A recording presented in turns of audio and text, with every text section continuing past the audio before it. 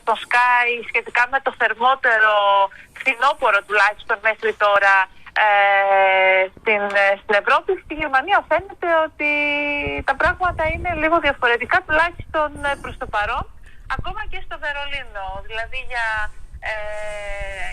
τέλη Νοεμβρίου, τουλάχιστον τα τελευταία χρόνια, η χιονόπτωση ήταν έντονη και μάλιστα έχει ήδη μετατραπεί και εδώ σε πάγο, ενώ τουλάχιστον στο Βερολίνο υπάρχει πρόβλημα σε πολλούς δρόμους, διότι φαίνεται ότι δεν έσπευσαν στην ώρα τους τα συνεργεία του κρατηδίου και της πόλης του Βερολίνου για να ρίξουν αλάτι, οπότε υπήρξαν και αρκετά ατυχήματα, μπορώ να πω, στα νοσοκομεία του Βερολίνου και στα επίγοντα, κυρίως εξαιτίας του πάγου.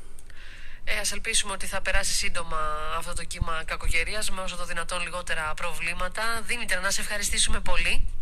Να σου ευχηθούμε καλή Κυριακή εκεί από το παγωμένο Βερολίνο, η Δήμητρα Κυρανούδη.